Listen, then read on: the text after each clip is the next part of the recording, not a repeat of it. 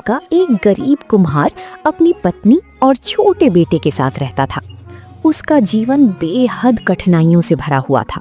दिन रात मेहनत करने के बाद भी 2 वक्त की रोटी जुटाना मुश्किल हो जाता था। रामू मिट्टी के घड़े, दिए और बर्तन बनाता था, लेकिन उसकी बनाई चीजें बहुत कम बिकती थीं। कर्ज बढ़ता जा रहा था और घर में अक्सर खाने के लिए भी कुछ नहीं होता था। एक दिन उसकी पत्नी गीता उदास होकर बोली, कब तक ऐसे ही गुजारा करेंगे? भगवान ने हमारी सुनवाई कब करनी है?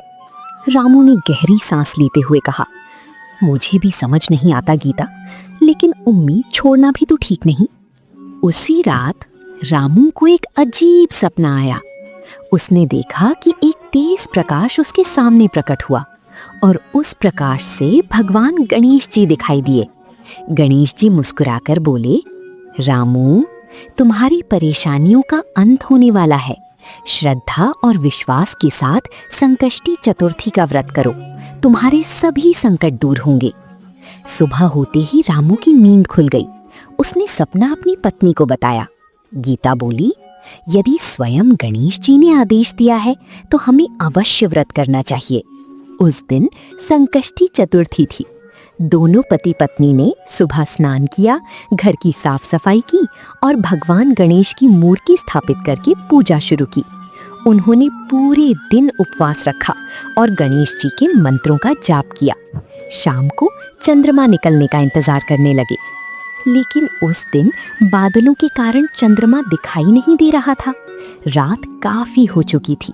उनका छोटा बेटा भूख से रोने लगा। गीता की आंखों में आंसू आ गए। वो बोली, इतना समय हो गया, चंद्रमा दिख ही नहीं रहा। रामू ने कहा, धैर्य रखो, भगवान हमारी परीक्षा ले रहे हैं। कुछ देर बाद बादल हटे और चंद्रमा दिखाई दिया। दोनों ने चंद्रमा को अर्घ्य दिया और भगवान गणेश की आरती करके व्रत का पारण किया। अगली सुबह जब रामू अपने काम पर गया तो उसे रास्ते में एक व्यापारी मिला। व्यापारी ने उसके बनाए हुए बर्तनों को देखा और बहुत प्रभावित हुआ। उसने कहा, मुझे अपने शहर के लिए हजारों घड़े चाहिए, क्या तुम बना सकते हो? रामू को अपनी किस्मत पर विश्वास ही नहीं हुआ। उसने तुरंत हाँ कर दी। कुछ ही महीनों में उसकी मेहनत रंग लाने लगी। उसकी बनाए बर्तन दूर दूर के शहरों में बिकने लगे। कर्ज उतर गया, घर की गरीबी खत्म हो गई और परिवार खुशहाल जीवन जीने लगा। लेकिन रामू अपनी सफलता का घमंड नहीं करता था। वो हर महीने श्रद्धा से संकष्टी चतुर्थी का व्रत रखता और गणेश जी का धन्यवाद करता। एक दिन गांव के लोगों ने उससे पूछा, तुम्हारी किस्मत अचानक कैसे बदल गई?